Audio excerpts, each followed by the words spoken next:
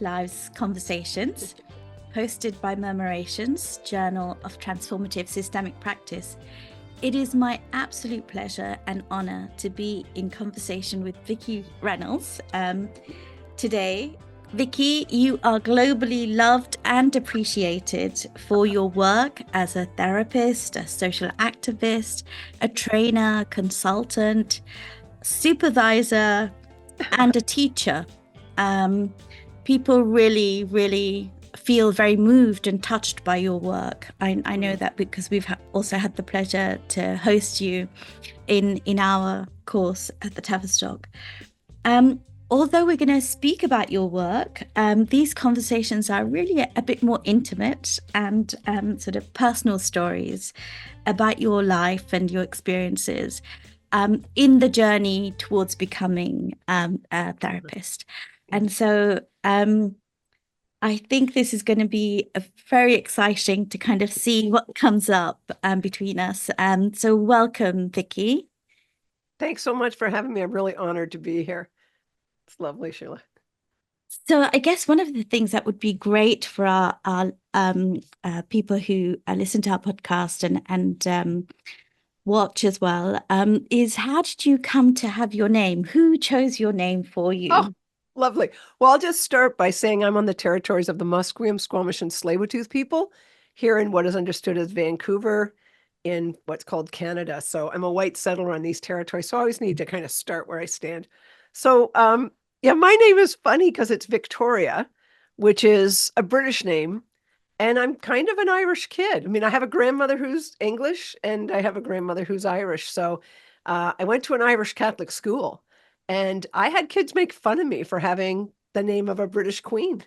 So I didn't like my name. So I had an uncle who I went and stayed with for a while when I was like 14.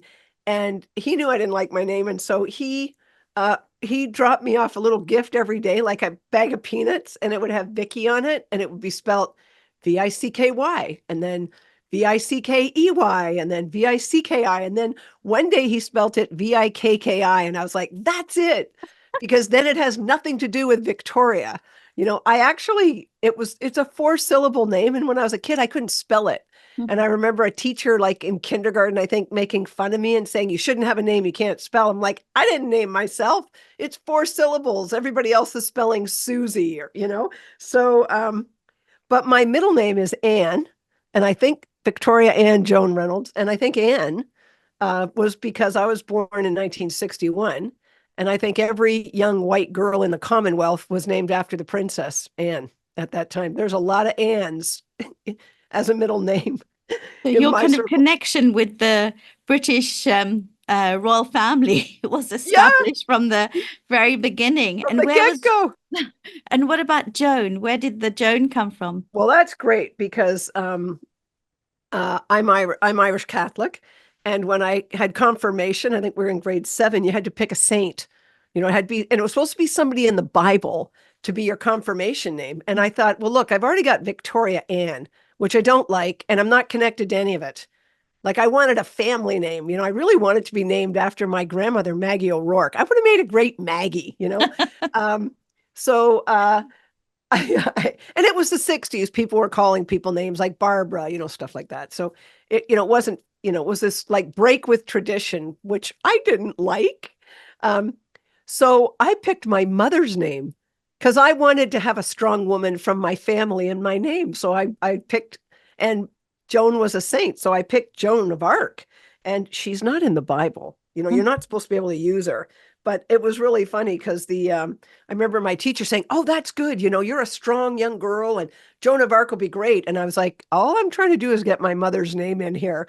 It actually had nothing to do with Joan of Arc for me. And then my last name is Reynolds. That's my father's name. That's my family name. And when I got married for immigration. I was never going to get married as a feminist and someone with kind of anti-imperialist, anti-capitalist ideas. I was like, you know, marriage, the state sanctioning us and the benefits you get being married and heterosexual. I wasn't on with that. But I met my partner in Botswana, Africa. We were both teaching and we were volunteers. And we both owed money for our student loans. So we didn't have any money behind us. So I couldn't, if I had money, I could have sponsored him to come to Canada, but we didn't have any money. But if you get married and you're heterosexual at that time, you can bring your partner even if you have no money, which is really racist and really heterosexual. But, we did it. So I kept my own name, of course, right? And I remember when we came back to Canada and my family had a little party for us and my dad was like, okay, you're Mrs. Whoever. I said, I'm not Mrs. anything. I'm still Vikki Reynolds. My dad said, what kind of marriage is this? And I said, not much of one. It's for immigration. I mean, we love each other and we're still together, but so my dad was like, what is going on? And then a million years later, I was going to do my PhD, Sheila, and my dad was like, are you still in school? Like, when when is this going to stop? And one of my brothers said, Dad, when Vikki gets her PhD, she'll be Dr. Reynolds. And my dad went, Dr. Reynolds. And he kind of liked that, So that kind of All came was full forgiven circle. by that time, was it? Yeah. All of a sudden it was like, oh, okay. Like, okay, that's kind of cool. Lovely, lovely stories already about your parents and sort of Yeah. the importance of strong women, but also about your father. And Yeah. I wondered if you might say something a little bit more about your early childhood, growing up in your family. You also mentioned another sibling, but can you give an idea of the kind of maybe little snapshots of how life was like for you in your family as a child growing up? Well, we had a real clan. I grew up in a family of 5, but we also had kind of foster brothers brought in by my parents from down the street, and they were with us when I was a little. I've always thought of them as my brothers. And then we had cousin brothers live with us on and off. Mhm. But we also had a family of 6, like our closest cousins that we spent a lot of time with up at when we were in the summers. There were 3 family cottages side by each. So we were immersed in all family all the time. So I really feel like we grew up as a mob of 11, and I really think of my cousins there as my sister cousins and my brother cousins, truly. And one story my cousin Johnny says about my dad, his uncle Bill, my dad's name was Bill. He said, whenever your father saw me, he always says, good morning, nephew. Or, my dad greets people in, I think, that very Irish Catholic way of people in Canada, to say, you're connected to me. So that was an early kind of teaching, but it was it's really wonderful to grow up in a mob like that, where you just have so many folks. And I guess what I would say is that, my mother really taught us strength. My mother's family her mother was from England and her father was from Newfoundland. And he immigrated to Canada before Newfoundland was part of Canada, right? But when we talk about Newfoundland and Canada, it gets a lot of racism because it's poor and like all kinds of regional things. But the thing about Newfoundland is that it's on a rock, and we call Newfoundland the rock. And my mother really is a rock. Mhm. She's a hard, strong woman that holds stuff together. So, I always thought of my father being, his mother was Irish, and Maggie O'Rourke. And I think she's the reason, my grandmother actually is the reason we hold on to our culture and our spirituality and the clanness. But my father, he just passed away a couple of years ago, but my father's the reason the whole extended family was together. He built that. With aunties, my Aunt Annie and like other aunties, and there was always a lot of that holding it together. But I feel like my father always collected lost people and brought them in and held them, with a real ethic of belonging. That's where I learned that. He had a couple of really dear friends, men friends of his who'd had struggles in their lives. And sometimes they would live with us in our house, and it was just, I remember coming home from university once and I had a backpack, a canoe pack actually. And I walked into the room that was mine and put the backpack down. I came out to the kitchen to say hi to one of his friends, Larry. I loved Larry. He's a Mohawk First Nations person. And I said, hi, Larry. how you doing here? He goes, I'm doing fine. And you just put your backpack in my room. I'm living here now. It was like that kind of fluidity, Mhm. which I think there's a lot of, my parents between them parented a lot of people's children. There was a lot of that. So I think there was a real ethic of belonging and a real working class solidarity between people. My mother was also very quietly a union organizer as a telephone operator. Mhm. And that meant we all got to see dentists at a certain point, like her, and she was quiet about it. My mom was, like I said, she was a rock. She was silent and she was strong, you know? And yeah, I also believe my mom was definitely a feminist. I remember like one of my favorite stories that I think really matters for my life, because people always say, like, how did you become an activist? I think my mother was always an activist without any of that kind of language. And I think she came to seeing herself as a feminist very late in life when her daughter said, you're a feminist. Um, I remember there was a doctor in Canada who was doing abortions in the 1960s and 70s. He actually went to jail for this. Um, and his name was Dr. Morgenthaler. He was Jewish. And when he went to jail for doing abortions, I was a little kid. I was like 12 or 13. I didn't know everything that was going on there. And I remember we had a television, and I remember he went to jail. And there was a picture of him, and he was a little Jewish doctor man. That's what I remember, little white Jewish man. And he had two big women beside him who I now understand were lesbians and probably would have identified as dykes at that time, like real strong women. Mhm. Um, and wearing kind of suits and and I was like, what's going on here? And I remember thinking to myself, now why would lesbians and a man care about abortion and birth control? Like, these are my issues. Like, I'm the one who needs to be able to have choice so I can get through high school without getting pregnant or having babies. Like, I'm the one who needs to have choice, but men don't get pregnant. And lesbians, at that time I was very silly, uninformed. I thought, well, lesbians have sex with women, so they don't get pregnant, which is totally not true. But it really taught me a lot about solidarity. I was like, they're there for me, but there's more in it for them. And I remember when he was being taken to jail and that was on television, I remember my mother stood in front of the television and turned around. So she blocked the television from everybody in the room. And I remember there being a lot of men, like uncles and brothers and stuff. And my mom said, that man went to jail because he's Jewish. And we're a Catholic family. And I was like, wow, that's not what I had seen. You know what I mean? I was thinking about their gender and Mm. how those folks were protecting me. And my mom was seeing even more than that. And just her statement, like, that man went to jail because he was Jewish, in a Catholic family that, the Catholic Church was extremely pro-life at that time. And my family participated in some of that through the church. Um, and, just by compliance. Mhm. And I just took that from my mother's thinking, yes, girl, you can use birth control. And people fighting for choice are brilliant. And, be very careful about anti-Semitism. This is a Jewish man who's struggling for you. You know what I mean? Without her saying all that. My Yes. mom is very, very smart and doesn't have to say a whole lot for you to get a lot from it. Also, when she talks, you listen. Yeah, So that's sort that, of just that statement, very brief yeah. statement that he's gone to jail because he's Jewish, really, really kind of said something to you as a sort of a 13, 14-year old, but also about the men in the family who are not only thinking about having to think about the abortion sort of rights, but also something about the religion and sort of the race as well.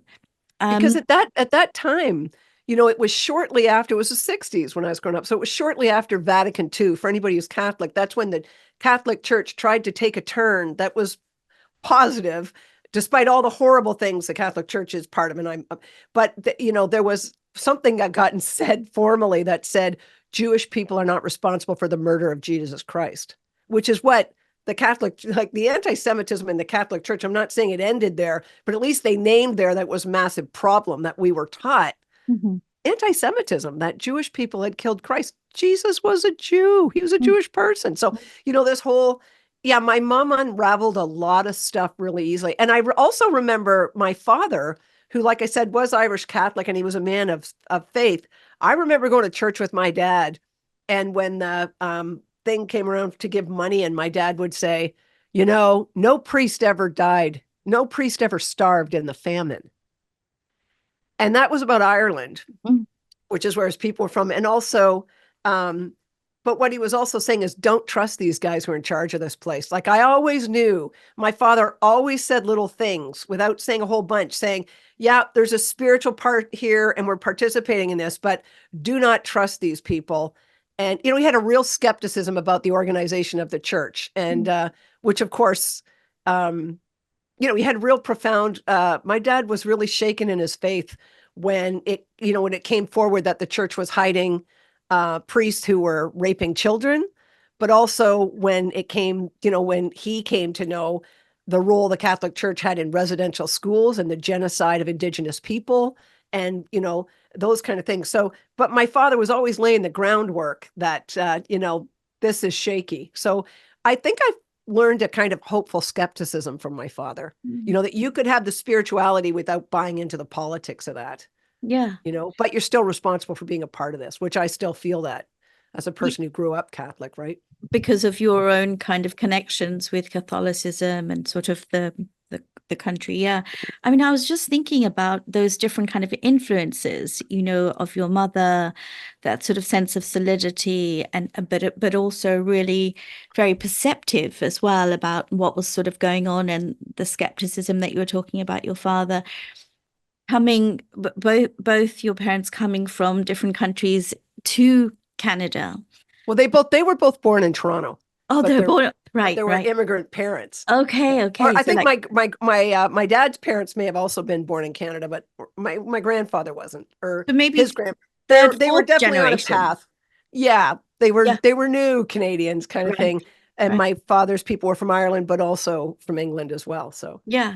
but yeah. So many sort of years of actually generations of kind of different kinds of exposures to different cultures. And you were talking about sort of your grandmother, someone who was able to kind of hold some of the cultural practices. And I wondered what it was like for you, how you saw your culture, your identity, growing up with these different kind of uh, um, exposures, and also having so many people, young people who were coming through in your Yeah. home, who had been sort of adopted or Yeah. fostered by Yeah. your Yeah. parents. What kind of a sense did you develop about your identity and who you were?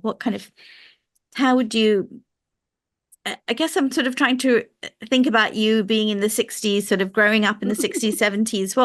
What kind of a teenager were you? Well, I think like most Canadians in the 60s and 70s, we all thought we were Canadians. And that's certainly what we were being taught. I even studied Canadian history at university, and we never talked about residential schools or genocide or the invasion of these territories by that we were colonizers. Canada always started in 1867. There was a fight between the British and the French lost. Like, it just conveniently started there. Mhm. And I think what it taught me is later I found out that I was white. I didn't even know I was white um, until I had a very close black friend in high school. And he was a large black guy who was a boxer, in fact. And we hung out a bit, and we went somewhere and together. And even though we weren't dating, we were friends, but we went into some place, and he said, we got to get out of here. And we walked out, and I said, what's going on? Like, what happened? Like, and he was like, he said to me, those guys are, can't you tell what's going on here? Those men are so angry that I'm with a white girl who's blonde because I'm a black man. And that's kind of when I started to figure out I was white. And then I went to Botswana, Africa to teach when I was 24. And that's absolutely when I understood the white privilege that I had and what that meant, because I'd grown up very working class, and I was also in a gendered body as a woman. So when I went away to university, which is where I had my real struggles, when I wasn't with my clan and all of my brothers and cousins and sisters that really structured so much safety in our lives. And I was on my own. That was the first time I really had dangerous employment, because I had to work late nights at restaurants and stuff like that, and hitchhike home because I didn't have money, and started, I had experiences of kind of gender-based violence and stuff that had me, really, feeling oppressed as a woman, like really feeling it, the gender politics. Mm-hmm. But I hadn't really put together the intersectionality that while all of that was going on, while I had no money and I was a girl, I was white. And that's absolutely what kept me safe. Mm-hmm. And I didn't realize that until I was immersed in Botswana. This is a story I've told before. I'll tell you this because it's such an important thing to me. Mm-hmm. I went to Botswana, which is where the Kalahari is on the border of South Africa in 1984. Nelson Mandela was in prison.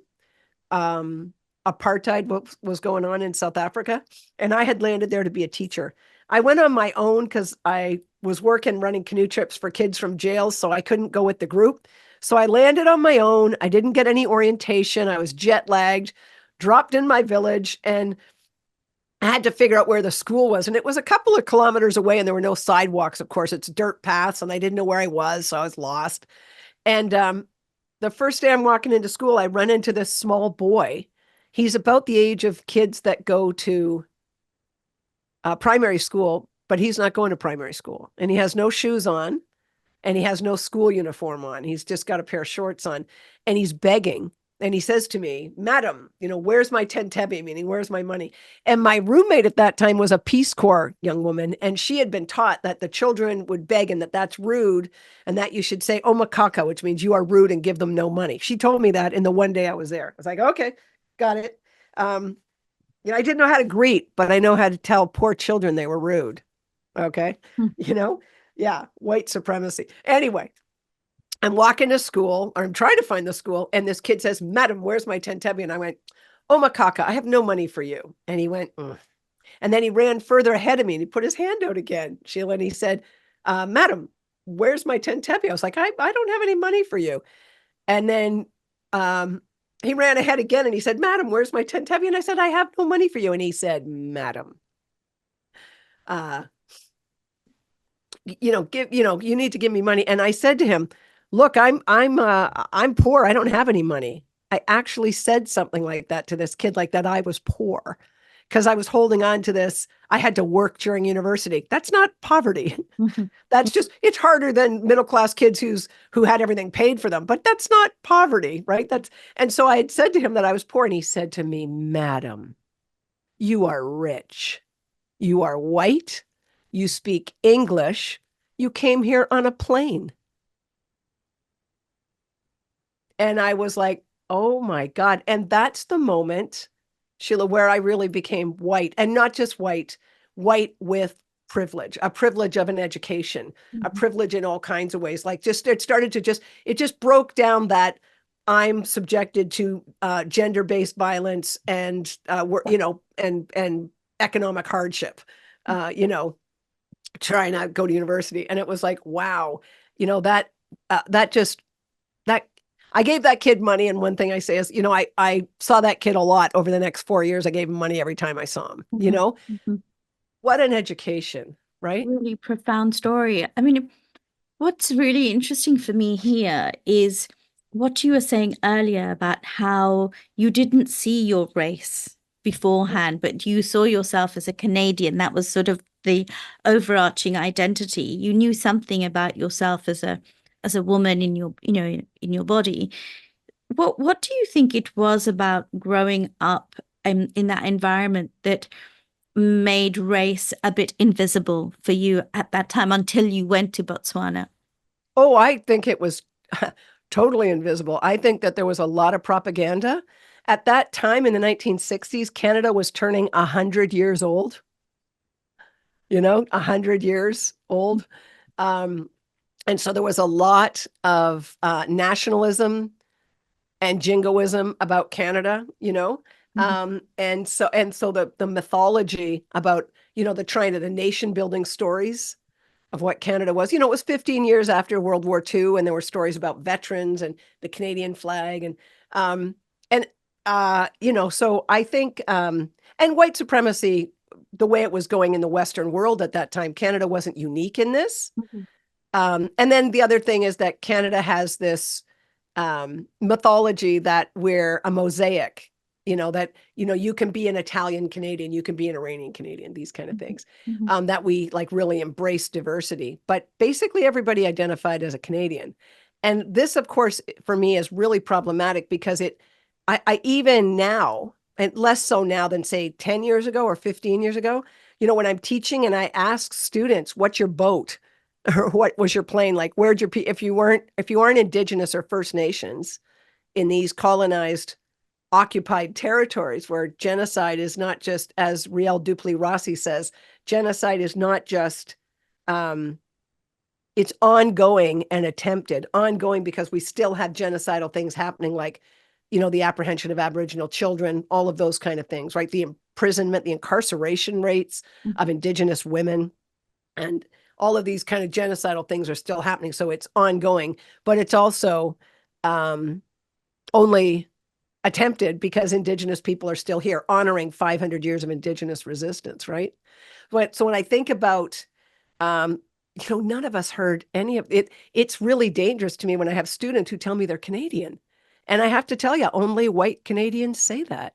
If someone's Iranian, they'll say I'm an Iranian Canadian or I'm a Persian Canadian, right? Mhm. Mhm. If you're not white, if you're white, you get to be Canadian in a generation, right? Like my parents, Mhm. right? But if you're, and my parents' parents, but if you're, you know, I'm just thinking about my adopted family who are Persians, who are Baha'is who came here as refugees and survivors of political violence. They'll always be Iranian Canadians. There'll always be a hyphen there because of Mhm. the color, right? Because they're not, so just unraveling the white supremacy in that. I think a bunch of intersectional forces educated me about that, but it was problematized and I was unsettled about it, but I think late in the game. And it's something that I invite everybody I supervise and students to, like, give me your migration path. Mhm. And Mhm. it's because I think it's dangerous for white Canadians to name themselves as Canadians. Like, that's why I often identify as an Irish person, or I know Mhm. I also have a British grandmother, but I think we're more culturally Irish, like, just because I don't want to ever pass myself off as Canadian. Because what does that mean? Well, for me, that means you know, when I get to say that I'm a Canadian, I'm invisibilizing all of those forces of Indigenous territory and other people who are not white, never being able to have that kind of title. Would you have seen or been exposed to those communities at all whilst you were growing up? The No, Indigenous I grew communities. up in the East End of Toronto, so I didn't see a lot of Indigenous people. Like I said, my dad's best friend was Mohawk. Mhm. Mhm.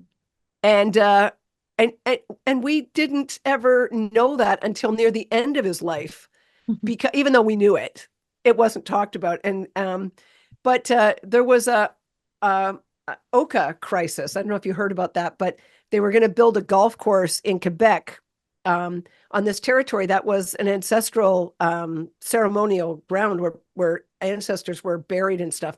And there was the Oka crisis. It brought, the world got interested in this in the 1980s for Canada. And the army came out and they actually shot people. Like, was a real tragic thing. There was a real military confrontation. And I remember one party with all my parents' older friends there, and I was like serving them beers or whatever late at night. And one of his friends said something derogatory about Indigenous people and Oka and the military. And I remember Larry stood up, and he was well over 6 feet tall. He was a really tall guy, and he absolutely looked Indigenous. And he said, I'm Mohawk, and I'd be fighting with those warriors. Watch what you're saying here. And I remember watching all of my dad knew, but I watched all his friends are like, oh my God, my whole life, one of my closest friends has been First Nations and I never knew it. So I think there was a lot of that kind of invisibility. Yeah. Like I said, we grew up very much in a clan. Mhm. So most of my friends were my family. Mhm. Certainly all summer, that's who I hung with. And I think in the East End of Toronto, it was a very white space. I went to very much an Irish Catholic high school. We thought what was different, Sheila, growing up, was being Catholic versus being Protestant. There were public schools and Catholic schools. And when I was a kid, I thought there were two religions, uh, Catholic and public, Mhm. like, so it wasn't a diverse community in that sense. And certainly we had a small life. I mean, it's as you're kind of telling these stories about sort of, these aspects of yourself and that were invisible to you, and how as you then went along, these parts kind of became much more exposed, and sort of helped you to think more about the intersectionality of who you were. I was also wondering about how that got reflected, for instance, in the kinds of music that you enjoyed, or the kind of books you were reading, or sort of what were you doing culturally? What were you interested in as a sort of a young adult, or what kind of music did you dance to? Yeah. Well, I was I was student council president in high school. I wasn't a great athlete, but I was good enough to be on teams. So I was really part of the athletic association. I swam a lot. I worked a lot as a lifeguard and teaching swimming. Um, and I was very athletic as a kid, I would say. And my family was very athletic and swimming and boats and all that, like rowboats, and not motorboats, but like canoes and rowboats. And I canoe tripped a lot of summers, and I worked in camps with kids. And then I got jobs working at camp because I had a lifeguard degree, so I could go on long canoe trips and stuff. So I did a lot of that stuff. I was really, my first degree was in outdoor recreation. I was really an outdoor kid, as my whole family kind of was. And, but I liked school an awful lot. And I had a really great teacher, Miss Fournier. Hats off to her. We were in the East End of Toronto, and my high school was huge and sent very few kids to university. Our guidance department didn't help you go to university. It was very obvious we were supposed to go into trades. My sister, who's very smart, my older sister, has a PhD in archaeology, which you got to be smart to do that. Well, they told her she wasn't even smart enough to finish high school. She should go do hair for people, become a hairdresser. Meanwhile, because she had long, beautiful hair, she never even wore makeup. So like, where do they come up with? It's about class, right? It's like, your class of people do this. And so, my teacher, Miss Fournier, she knew where she was teaching. She ran an elective course, I think when I was in grade 11 or something, and she just called it something about European literature. And she went around to a bunch of us and said, you should take this course with me. And I remember there was a guy, James Ferguson. He was like, he was a great guy. He was like a football player, like a real athlete. And people didn't know he was smart. He was a genius. Like all of these people who were kind of misfits, he wasn't a misfit in the school, but like people were missing how smart he was. She got all of us together and we read the great books. We started with Russia, so we weren't reading just British novels by, Dickens and the rest of that. Like we read Crime and Punishment and Dostoevsky and Kafka's The Trial, all of these other European writers. That was just phenomenal. And, so she got us to read stuff that was never going to be in the canon, and it just it transported folks. But what happened is we read a book a week, and a different person gave a talk about it. Like, this is the stuff you do in university. And she was like, you guys can do this. And I just remember being turned on like that. Everybody in that room was so smart, and she saw it in people, and it made me look for that. I was like, how did she figure this out about everybody? You know what I mean? And it was, but that literature really, so while I did a degree in outdoor recreation, I did a major in English, because literature was really when I say my family had a small life, what I mean by that is we didn't travel. We went to the cottage and back, and that was a massive privilege to have a cottage. My grandfather had somehow gotten this land during the Depression when he was a rum runner. So we don't know how it happened, but we ended up being kids that had a cottage for the whole summer. So I think literature became the way I traveled, and a real invitation to the rest of the world. And my parents are both avid readers. And my mom, the kind of books my mom read, I remember there was one little bookshelf, and it had 7 Years in Tibet and something about the Hindu Kush. And she read a lot about not European, not white things. She was reading a lot Different about cultures. The world. Yeah. And that was what you wanted to read. You wanted to read like Joan. You know what I mean? And my father was famous for this. Like, if there was a lot of us living in the house, and it was a small house, if you put a book down, and for some reason, none of us ever use bookmarks. Everybody always used you put your book down open. My father would sit down and start reading your book wherever the hell you were in it. And then he wouldn't want to give your book back. That happened to me more than once. He was a voracious reader. So I think there was that engagement. So, and in terms of music, I had my older brothers and cousins were really into music, and they were older than me. So when friends were, girls my age were it was a start of pop music. Like like icons, like everybody was listening to Donny Osmond and shit like that. But my first album was Led Zeppelin because my brothers bought it for me. And I remember listening to Neil Young, real political music. Like, I just remember having a conversation with my older brother, Peter. We were listening to Ohio, which is still now my favorite song. And in this, Neil Young says, 4 dead in Ohio. Got to get down to it. Soldiers are cutting us down. Should have been done long ago. What if you knew her and saw her dead on the ground? Tin soldiers and Nixon's coming. We're finally on our own. And I was like, what does this mean? And my brother said, these students are fighting against the Vietnam War and they got shot dead for that. And that shouldn't happen. And I was like, hell yeah, that shouldn't happen. So, that music, I often let people know, like Neil Young is kind of the theme song for my life, not Harvest Moon and that other, but I play his old political stuff really loud when I need it. And there was a lot of music at that time that was bringing on, and it was more a generation on top of me as political music, but it really informed me. And then, of course, like I listened to what everybody else was listening to, Springsteen and other stuff like that. But when I first heard The Clash and punk music, and The Clash, I'll never forget when I first heard, and it took me a while to get the lyrics. I remember my friend Keith Richardson, I was like, what are they saying? Because I couldn't hear it all. And he was like, they were saying, I'm so bored with the USA. And what that meant to me as a Canadian, it wasn't a national thing that I'm sorry the Americans are running our television and stuff. I was just like, yeah, everything we're being sold is just, I just don't want this, And I think what Joe Strummer was saying and The Clash was saying at that time was, we're working class. We are not buying this. We're the empire as it is. We're not for this. Right. And so I got really immersed, of course, in punk because that really spoke to my politics and started to form some of my politics. Right. And they were imperfect and stuff. The Clash later, had done racist things. And then they did a bunch of, as you would know in the UK, they did a bunch of concerts in the park for free to have folks of color there and stuff because they had, they knew that they were participating in white supremacy and stuff. So punk meant a lot to me. You couldn't avoid being politicized even through the music that you were listening to and the books that you were reading with Mrs.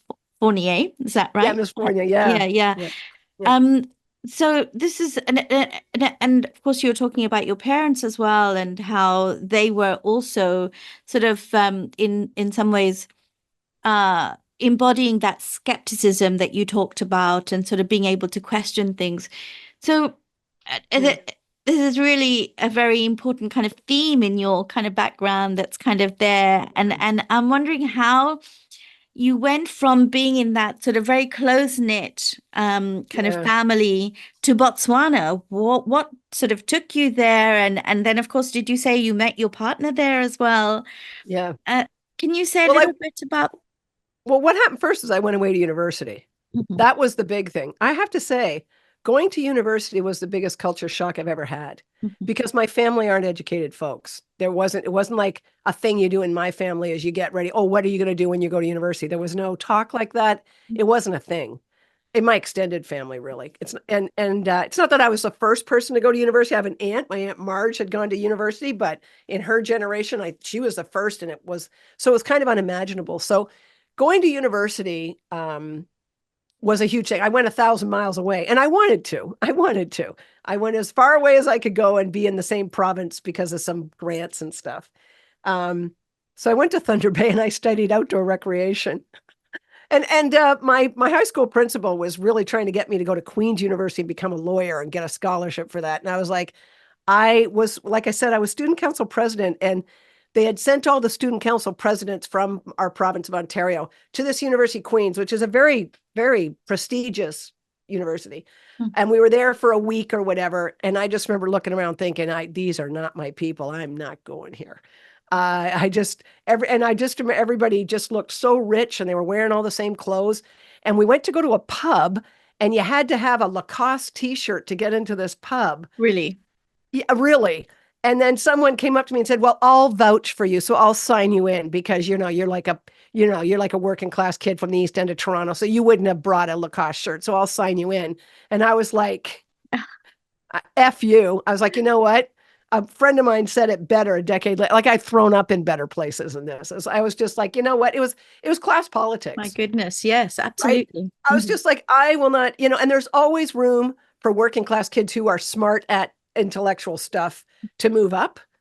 And I was like, I'm not biting on that one. So I went and studied outdoor recreation, which is basically canoe tripping. But it wasn't. I learned a great deal that mattered later because it was all about, I worked taking kids from jail on canoe trips, which is group work. You know what I mean? It's everything we do. I learned how to do these in relational ways, how to structure safety, how to not be afraid of your clients, all these kind of things. So, but I also did, like I said, this degree in English. And of course I was on student council again in university because, I wanted to get bus passes and free transit for students.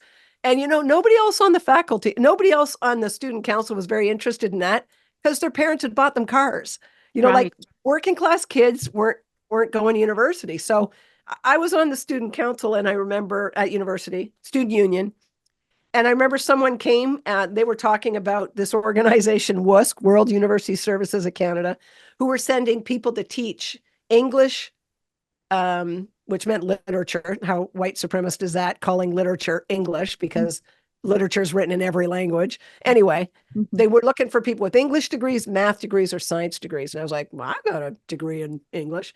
And to go teach for 2 years. And I just thought, it just really captured me, the stories that they told. And the question, I'm always asking everybody to be of use. I thought it would be really useful, but I also knew it would be useful for me. And I also knew that I didn't come from a people who travel. The people, my family stuff, I just had met so many people later in my life who they did a year abroad as part of their university. We didn't do that. And I know travel is how you break out of seeing the world in the place you're in. Travel has been so useful for me. And I think about, again, my great teacher, but reading James Joyce, Ulysses, the fact that James Joyce, who truly is, of course, my favorite writer, he had to leave Ireland to be able to reflect on Ireland, to be able to write. Yeah, to be able to write Ulysses, which is the story of Irish culture, I think from that time. So that idea about getting out and then having a reflection, I knew I needed out, I knew that. And, well, I will say this, just to tell you this one story. When I was in high school, I spent a lot of time in the library and I took a book off a shelf and I opened it up and there was a picture in there of a young woman, maybe she was 18 or 19, with long hair and wearing cutoff shorts, and her feet were in the ocean. She was standing in the ocean and it was taken from the back. And I kept that picture. Like somebody had used it as a bookmark. I kept that picture because Toronto is in the middle of the continent. It's thousands of miles away from the ocean. I had never seen the ocean. I didn't think I ever would. Right. And I remember thinking, I need this. I got to be this girl. And so when I was 18 and I went to university, that first year I was in Thunder Bay is 1,000 miles west of Toronto. 1,000 miles is a long way. It's a long still way. Thousands of Another miles. country almost. Oh, it is. Yeah, for Europe. And I was thousands of miles away from the Pacific Ocean. And when I was 18 that first year, I hitchhiked out west to stand in the ocean like that girl with my long hair. Wow. And I remember thinking, I don't know what I was hungry for, but it's like, there's a world out here I'm going to see. So I had done things like that, which were small, I'm sure, but for a working class Really person, profound. they were pretty profound. I went out there with a friend of mine, Wendy. We had no money between us. Within 2 days, we got jobs cleaning hotels and stuff like that. Like it all worked out. But so that really mattered. So I think that was part of my hunger for the road. And so I took up that invitation to go to Botswana. I didn't know where they were going to send us. They could have sent you anywhere. So I found out I was going to go teach in Botswana, and I was like, where the hell is that? And So different from yeah.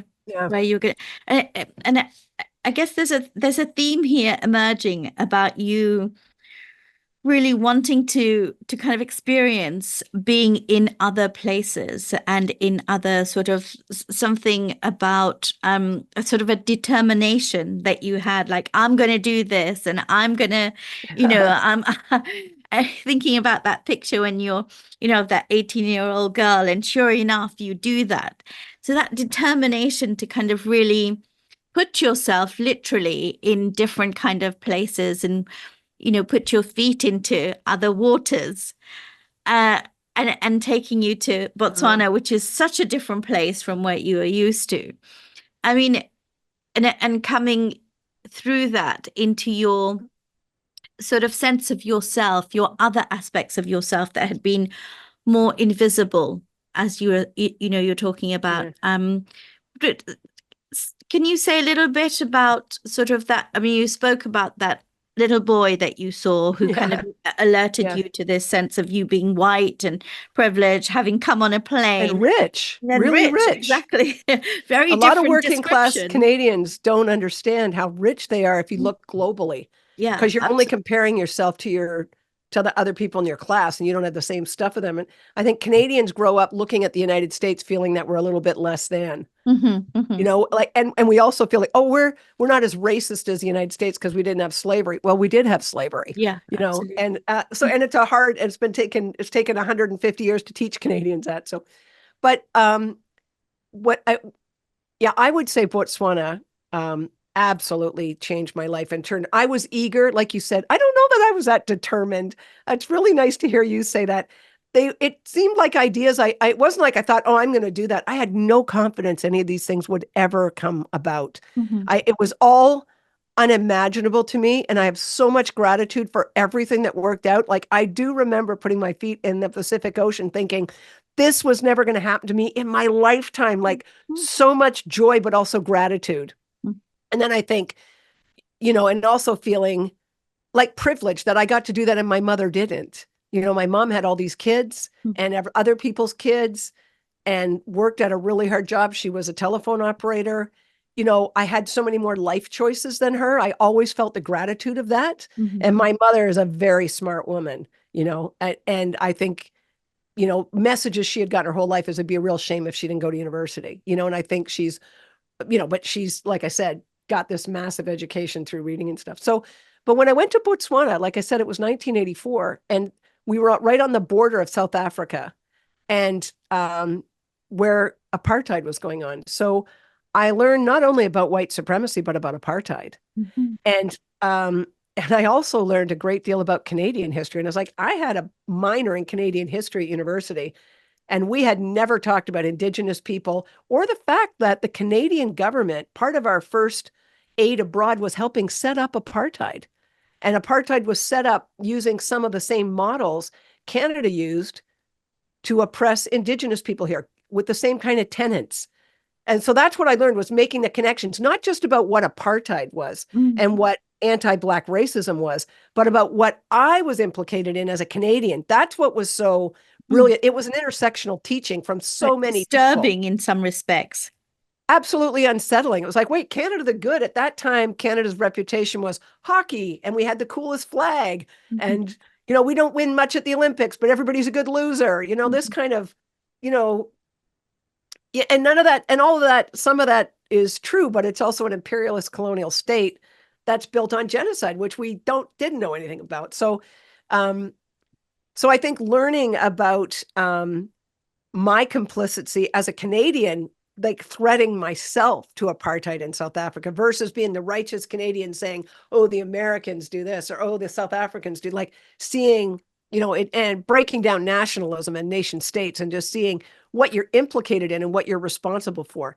But also, so understanding white supremacy and apartheid. And of course, at the same time, people were making connections for me, teaching me about apartheid in Palestine. Like, my solidarity with Palestine now didn't come about this year. For me, it started in 1984 when Mm-hmm. I remember some people of color who were refugees from South Africa sitting down with me because I must have been safe enough for them to actually risk teaching me something and explaining, like really laying out for me what apartheid was in South Africa, but what apartheid was in Palestine, that this was imperialism, this is colonization, and that my own country, Canada, was not outside of these things. So it wasn't a big move to make the connections of those. And of course, we hadn't heard of intersectionality at that time, Mm-hmm. but so many direct action activists that I've met through my life have helped me see those intersections, right? I'm wondering how those kind of um ways that you receive these different kinds of perspectives from what you're used to, did how did that sort of square with friends or people who were in your family? Did that set you apart, those kinds of views, or did you begin to connect with other people who are thinking similarly to you? Or what was that like? Because that must have been so incredibly mind-blowing for you to be not only connecting with the apartheid in South Africa, which was, of course, very real, but across the world on the other side, the Palestinian and Israel, that's a very kind of unknown, kind of in those days would have been kind of maybe talked about by some academics, but not really visible. So I was just sort of trying to think how that placed you in terms of your relationship with others. Well, I think, I think I've kind of been apart a lot. I think like everybody who's an activist, there have been, but then there's been these massive connections in space for this too, right? Mhm. So I've never felt that my family ostracized me for any of these beliefs. And in fact, we're a family. I do remember a lot being a little kid, after dinner, trying to get all the plates out of the way before people started to smoke and dropped ashes in their plates. That was, you had to get, but just making pots and pots of tea and people talking about all kinds of things. So my family talked about tons of things that were even difficult and disagreed about things, Mhm. so it was very much a dialogue. What you So I grew think up with. Mhm. yeah, I grew up with that. And also I would just say the first political campaign I worked on was to elect Pierre Elliott Trudeau as prime minister. I was a little kid. Um, and of course now, there's a lot of problems with Trudeau, but what my dad liked about him was healthcare. That the liberals were fans of healthcare and the conservatives were not, and the liberals for lower taxes for working. They were more a working class people's party than the conservatives, the way my family said it. Mhm. Um, and so my dad had a big picture of Pierre Elliott Trudeau in the bathroom downstairs. And I remember we were working for the local candidate, and my dad dropped us off, and us three little girls ran into an apartment and dropped off pamphlets. We were little kids. So it wasn't that my dad was really, that was the only time he got involved in that, but he wasn't away from that. Mhm. So, but I think I looked for people, I looked for solidarity. And of course there were close friends I made, when I was in Botswana, um, that I've kept as lifetime friends who share those kind of values. And there were many people who were Botswana that I left, but I felt connection with them. And I think those teachings, um, they had a space for me because I was already thinking in those kind of lines ever since, like probably ever. Like I will, just to back up the truck, I wanted to be a canoe tripper and I wanted to work outdoors. I was athletic. I wasn't a great athlete, but I was a good athlete and I liked athletics and it was fun.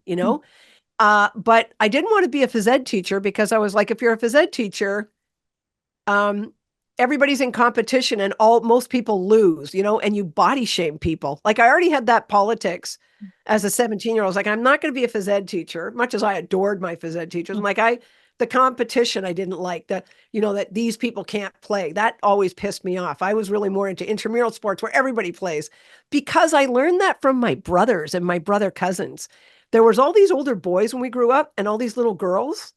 Um, and there were struggles in my family too, but the stuff that was beautiful was so right on. Mhm. And they put up a volleyball net. I remember when we were little kids, and here was the rule. I love this, Sheila. It wasn't okay for the big guys to spike the ball and win. You had to let two little girls hit the ball before it could go over. Right. Right? So you could hit the ball any number of times. It wasn't like hit it 3 times. So it wasn't competitive. They were always collaborative games and including everybody. Our Wow. brother cousins and our older sister cousins were so gorgeous with us. I Hmm. never felt they didn't want us around, so I had that inclusive, and I think that that's a clan thing. So I Hmm. already had that. So when I wanted to be like I was athletic and I wanted to do outdoor stuff. So I found, it was very early days of doing outdoor recreation. So I started to work, like I said, running canoe trips, but I didn't want to run. I didn't want to work at Outward Bound with a bunch of professional people trying to build a staff team. I worked with kids from jails. Hmm. And so the first trips I remember being on trips with, and I remember these kids, these were young boys. It's heartbreaking to talk of this. Those boys were in jail probably for life because most of them had committed murder. And most of them had murdered a man who had raped or beaten their mothers. But you know how women and children fight men who are violent. They don't have a fight that's self-defense. They wait till he's asleep and they burn the bed, right? Or kill him when he's asleep. And then it's just straight out murder, right? Hmm. So, and these kids, these children, even though they were in big bodies and stuff, they were put in adult prisons.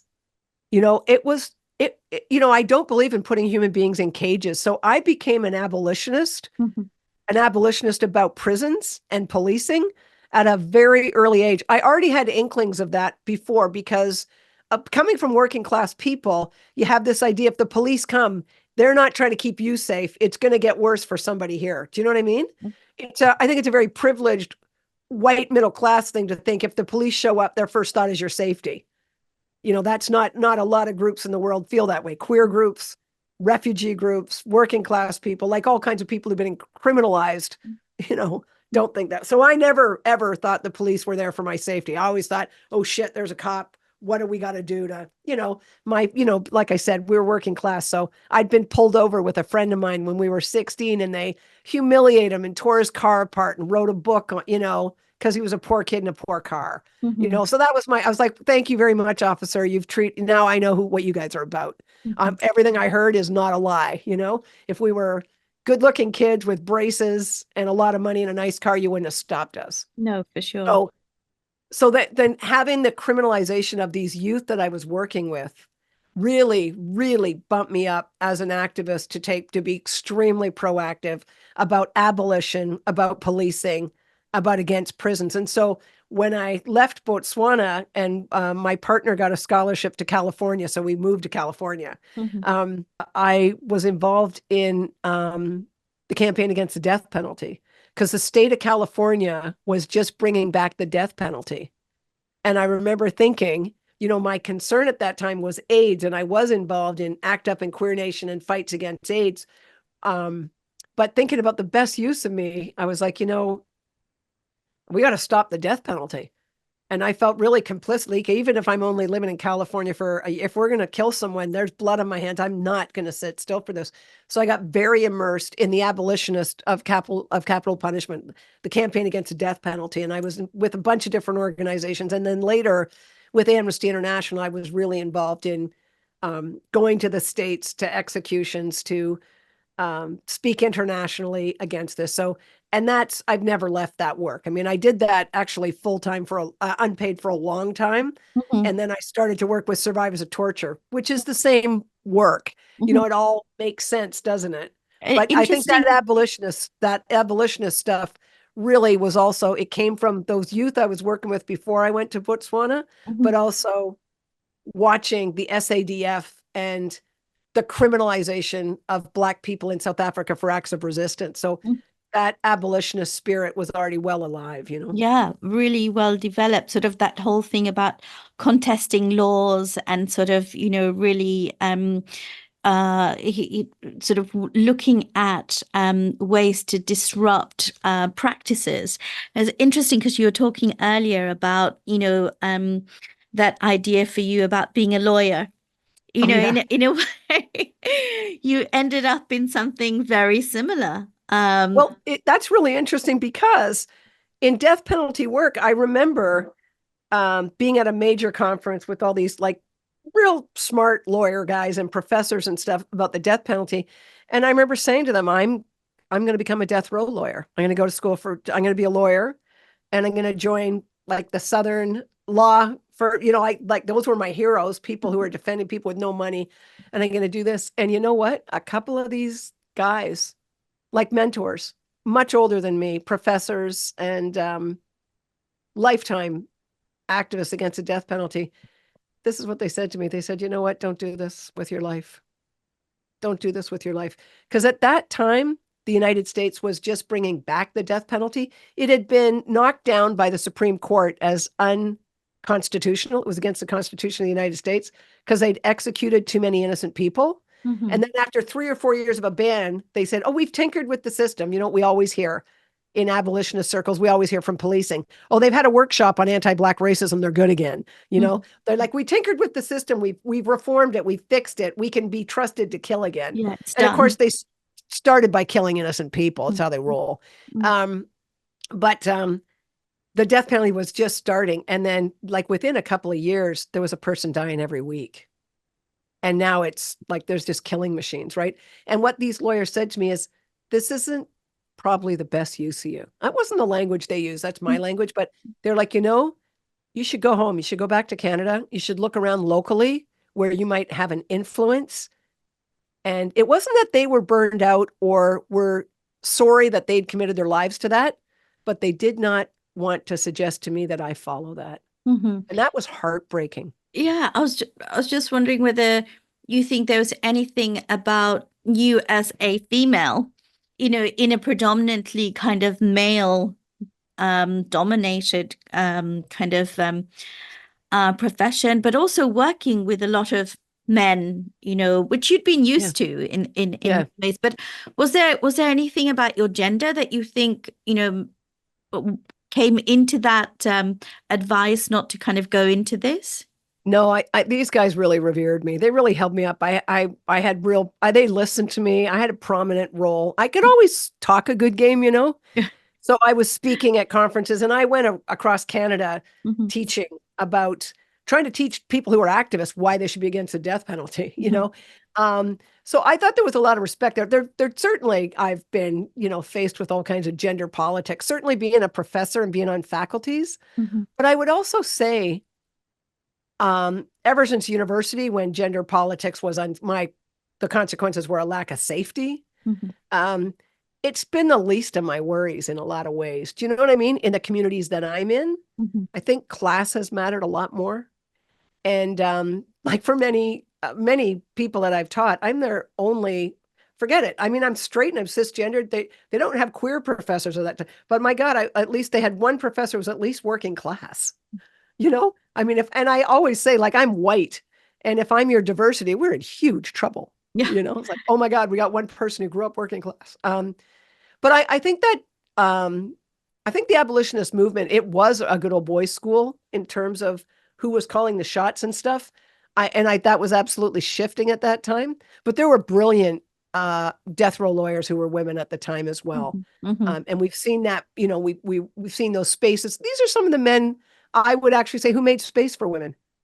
They certainly never told me I wasn't, like, they never told me you're not tough enough or it's going to break your heart or you can't do this. They were like, you're sharp and you're smart and you know how to talk to people. This war's already been lost. Right. Find another battle. And so it's interesting because what ended up happening is I got my master's at the same time the Center for Survivors of Torture was opening. People knew me. I got hired because I was an activist and they knew who I was. So what qualified me wasn't having university degrees.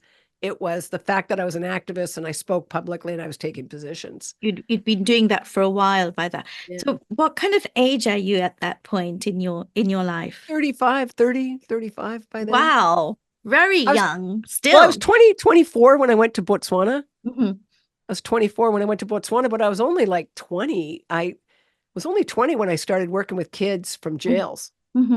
Very young to be really with this kind of more cutting edge, kind of quite violent and sort of really people who'd been very much not only criminalized, but really at the edge of society, very marginalized.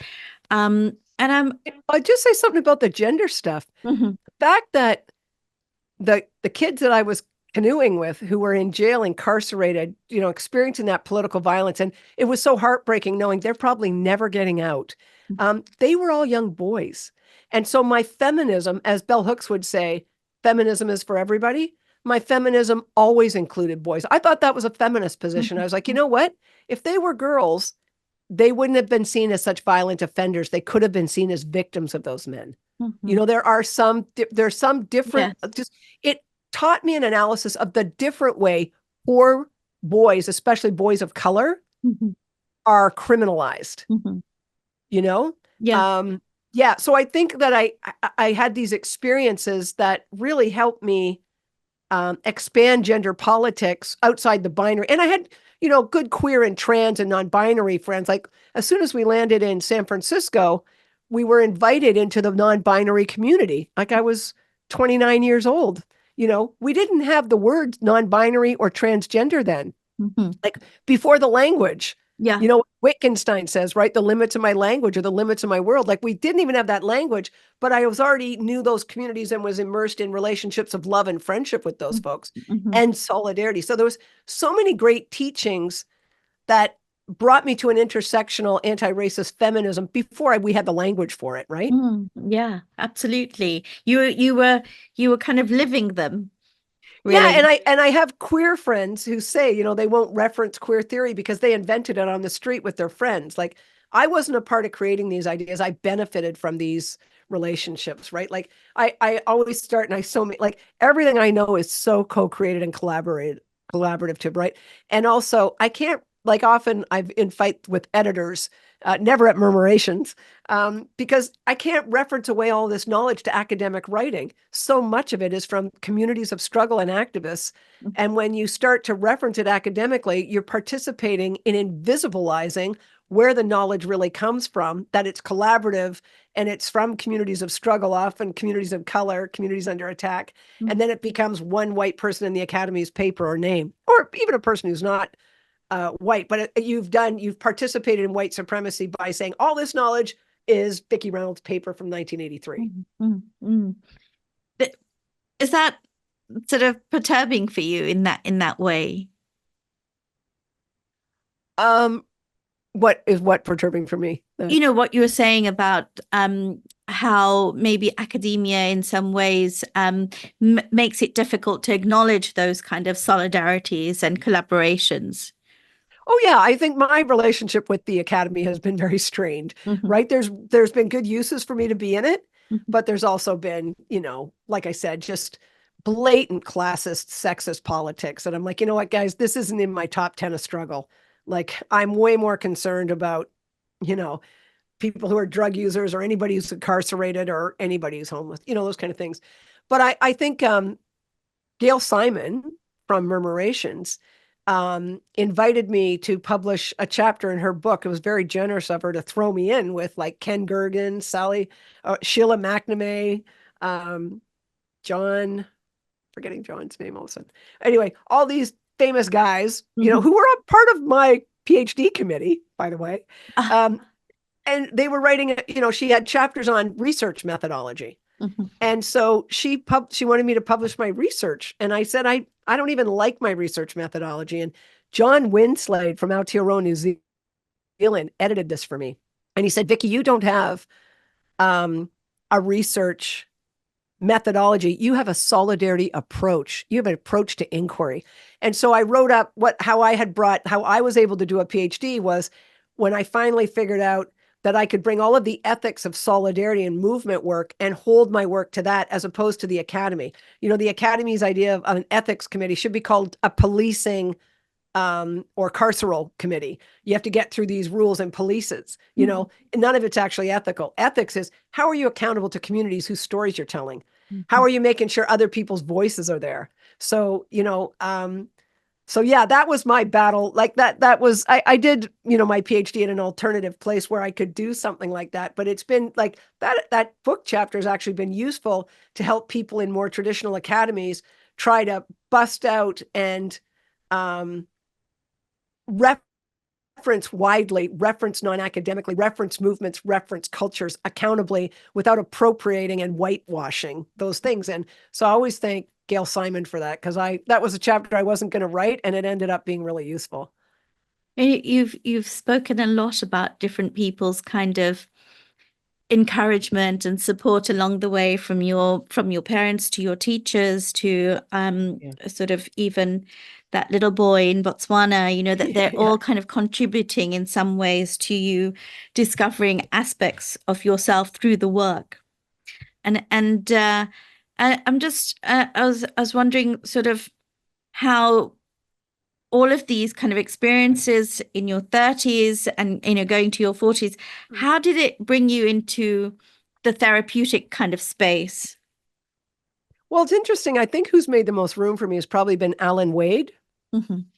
from response-based practice. Yes. I was in the narrative world, and Alan invited me to co-present a workshop with him, because what I was doing in my work with survivors of torture was honoring witnessing their resistance as an activist, as opposed to seeing people as traumatized and having PTSD.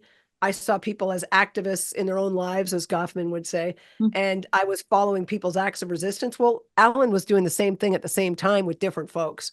And so he, instead of subsuming my work and saying, oh, Reynolds is doing just what Wade's doing, he was like, no, you're doing something really different. And he, one thing I always appreciated about Alan is he said, let's never co-write anything, because it'll get people conflating on us. His attention to resistance comes from critical linguistics, and mine comes from direct action activists, like seeing resistance as an activist practice, right? So he's like, these differences are really important, Mm-hmm. So there've been people who've like shown up and made room for me, Imelda McCarthy in Ireland. We had a real affinity, and Nolig Byrne, they've really mattered. The Family Center in Aotearoa, New Zealand, in particular, Flora Tahaka, who was called Mother Truth. She and I did therapy together in prisons.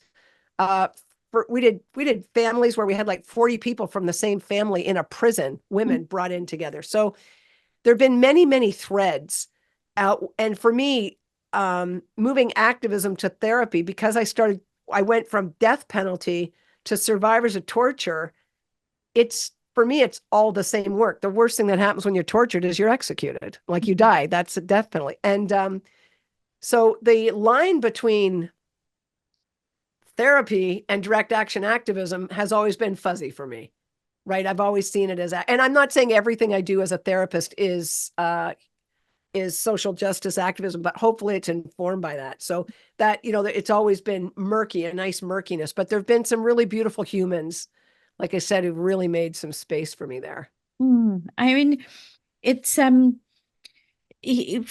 all the sort of experiences that you've had, when you were talking about canoeing with some of the young boys, I mean that also seemed therapeutic. It felt like, that's been following you, or you've been following it, or sort of very connected with it right from the beginning in various ways. I mean, what I guess one of the things that I was thinking about, that fuzziness that you were talking about between therapy and social activism. What is it, do you think, people really appreciate and connect with your work? Because I know you've been doing this kind of tour, haven't you? Very recently, you've gone to different parts of United Kingdom, and you've gone to, and I can see lots of adverts for various sort of conferences and seminars that you're going to be hosting.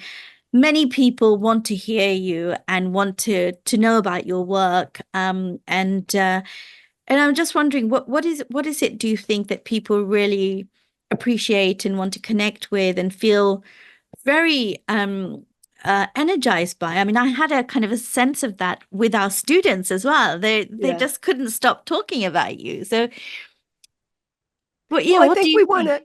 Well, I don't think it's about me, right? And you want to be decentered in this as an activist. I think there's a role for speaking, and that's why I've done it. But I think people are hungry to have anybody with a PhD, certainly a white straight person with a PhD, saying things like there's room in this work for justice, that social justice matters, that revolutionary love is the thing that ties us together, that solidarity is actually required for the work. I mean, these teachings, honoring that I'm on Indigenous territory, that I'm resisting genocide here where I'm implicated, which means I have to participate in resisting genocide in Palestine, like not being neutral about stuff, you know. I'm straight and cisgendered, but I take great pains to be informed by the trans, non-binary community and the queer community, and I reference that that's where like a lot of these ideas come from. I think people are hungry to talk about something other than quote professionalism and psychotherapy the way we understand it, right? I think people really want to, they want to be able to enact justice doing in the world. And I know when I was in my master's, I was told by a professor I adored at the time, he said, Victoria, you have to decide if you're going to be an activist or a therapist because you can't be both. Mm-hmm. And, my resistance at that time was to say, oh, Dr. Fabulous, fantastic. I'll think about that. Wow.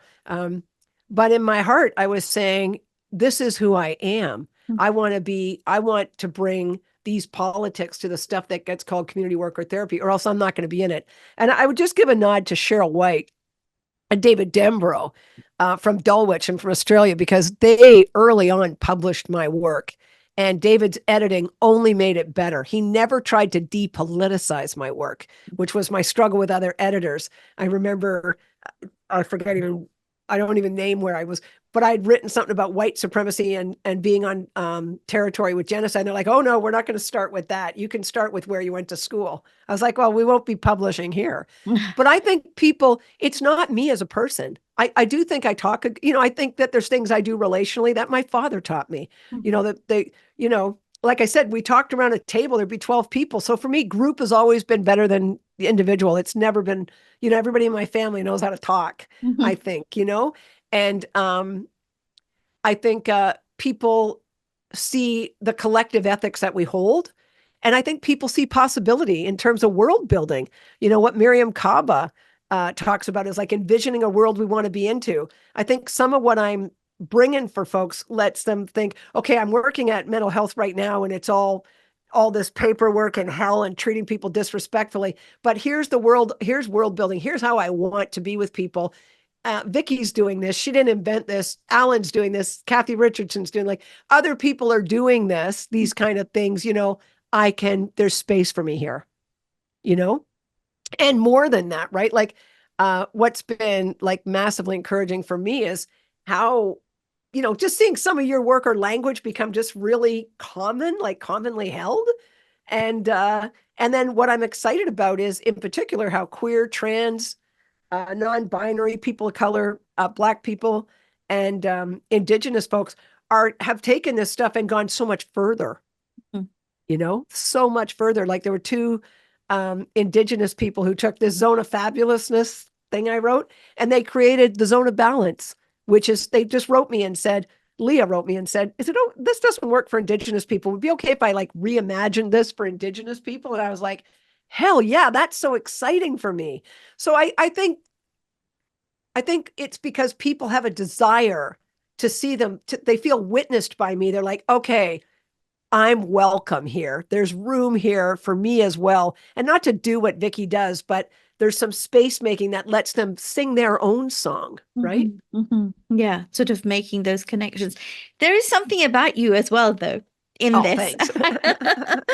I think no matter how much you want to get away from that, there is something about you and your energy and your courage, which I think, and to kind of say things that are maybe really difficult for many other people to kind of say, in terms of those connections with other parts of the world, not just kind of you staying with your local. There's always been something about you where you're always kind of taking on I guess, the interests and the well-being of people who are not just representing you in some ways.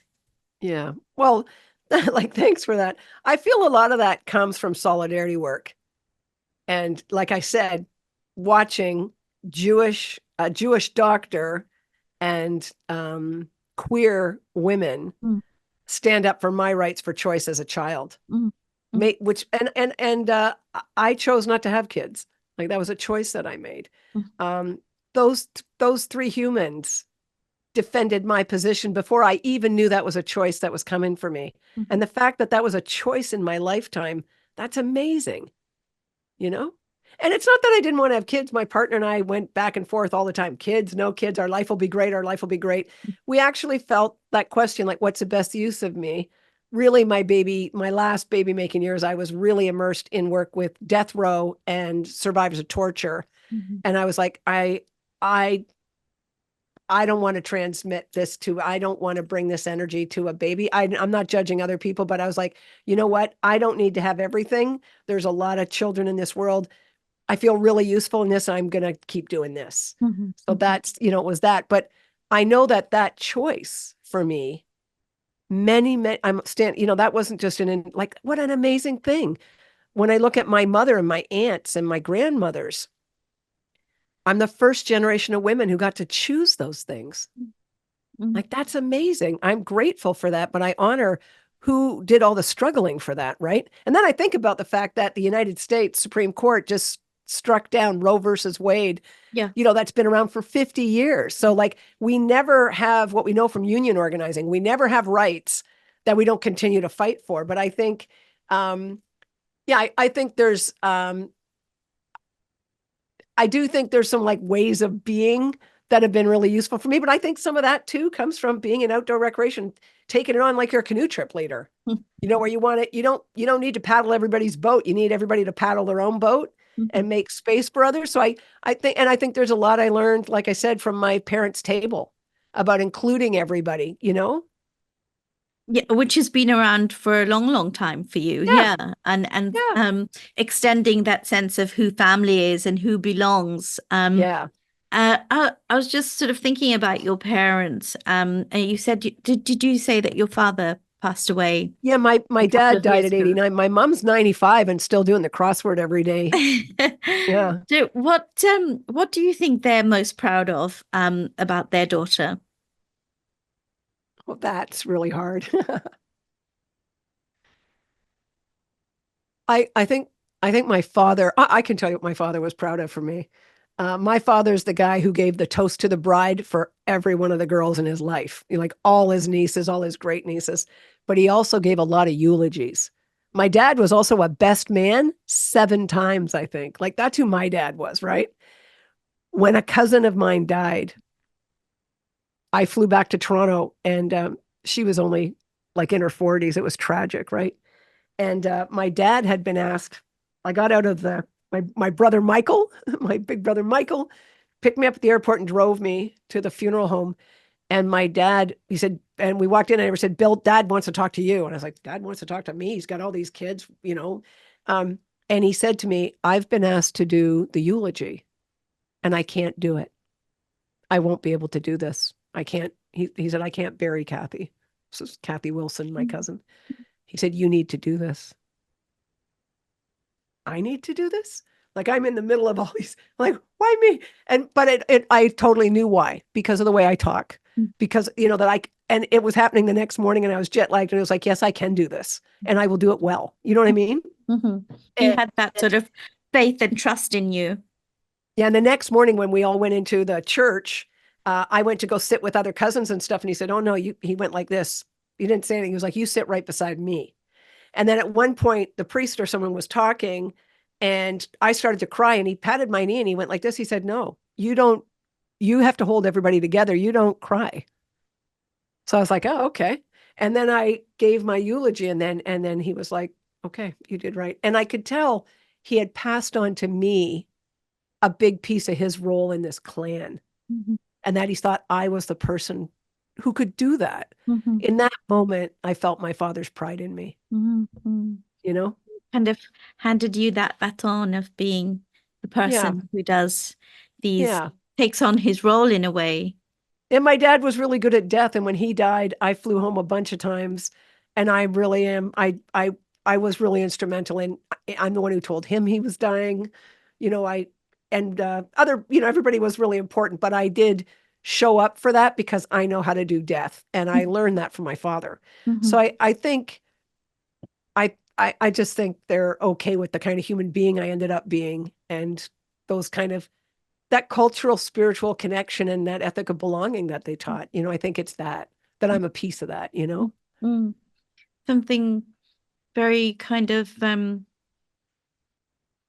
grounded about you too. Something that about that ability to kind of really look at very kind of disturbing, upsetting things, but still be able to be kind of very containing and present for people. Yeah. And I, you know what? I think of that, a lot of that comes from lifeguarding. Like, I was this athletic kid that could swim, Mm-hmm. and it was like you could do competitive swimming or you could be a lifeguard. And I was like, well, this one makes sense in terms of being a service. Mm-hmm. Mm-hmm. I've probably, and I wasn't a great, like, like I said, I wasn't a great athlete. It wasn't like I was going to ever go to the Olympics or anything. But I think that idea about, yeah, just making decisions about, like, okay, this would be in service in a way. And I think what lifeguarding is about, and I think my life taught me too, is just how to, you know, how to hold your own in, when situations are chaotic, and just thinking about, like you said, how do you exhale and be useful here? Mm-hmm. You Mm-hmm. know? Mm. But also something really important about you being in the service of other people. That's what I was sort of thinking about that sort of theme too, and sort of what your father did in that very beautiful moment. It sort of seemed to me like he was also making you a bit of an elder of the tribe, and I Well, was yeah, thinking, maybe sorry, go an ahead. adult, like, at least I was adulting. It was like, you don't have kids and you don't own a house and you don't drive a car, but you know what? You can do this. Yeah, So it yeah. was a big moment. Very big moment, but also something about that sort of role that you have as sort of an elder of the tribe, even though you're, of course, very young still. Yeah. And I was wondering, sort of one of my final questions, because we could carry on talking Yeah. for a long time, but Yeah. I'm just wondering about the generation to come, and sort of you being someone that is seen as an elder of the tribe, not just your local tribe, Yeah. but Yeah. actually Yeah. your global international tribe of other people who really appreciate and love your work. What would you like to be remembered for? What Well, in 50 years yeah. time? Yeah.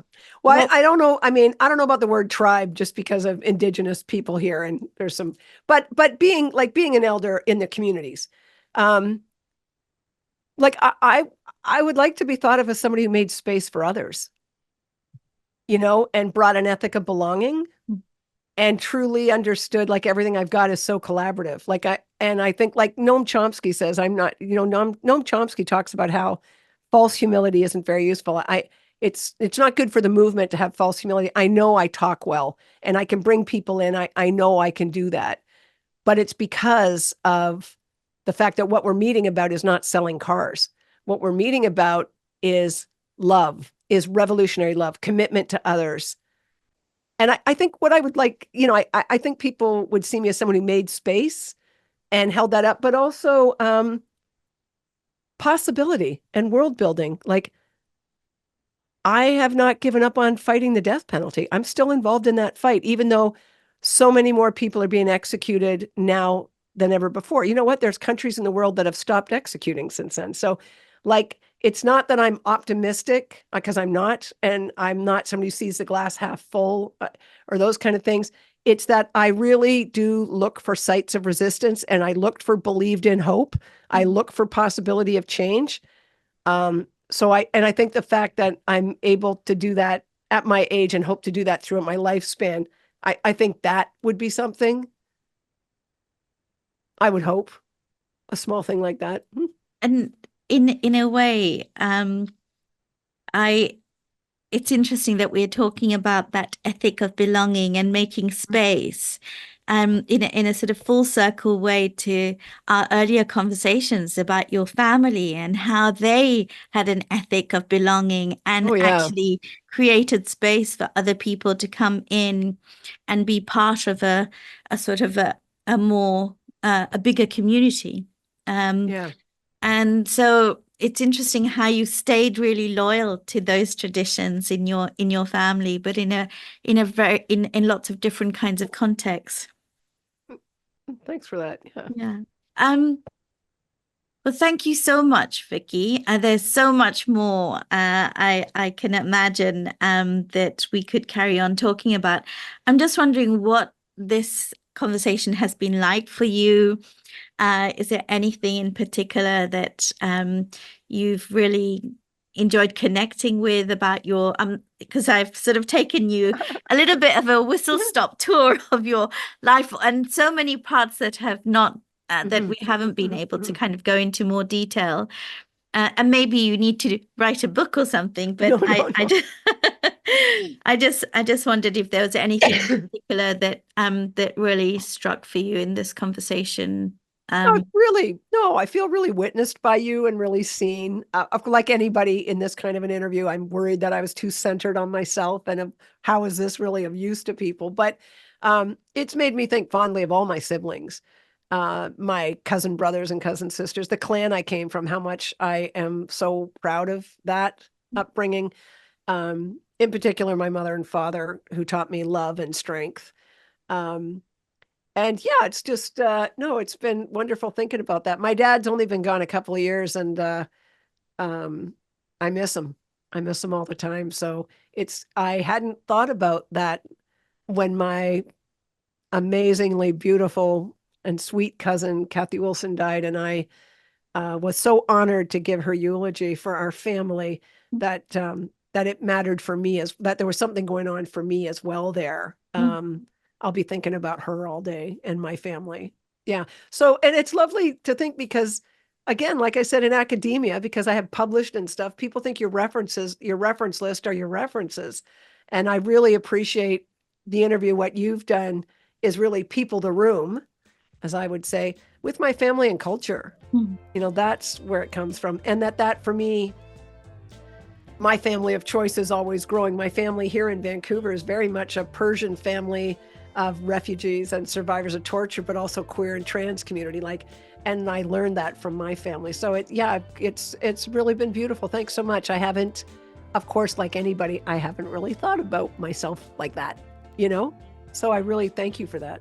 No, thank you. And that I'll stay that image of the 18-year-old girl wading in the water, but something about your ability to really kind of travel into different waters and sort of really bring something, not only in terms of yourself, but your ability to really create these communities around you who have really been inspired by your ideas. Thank you so much.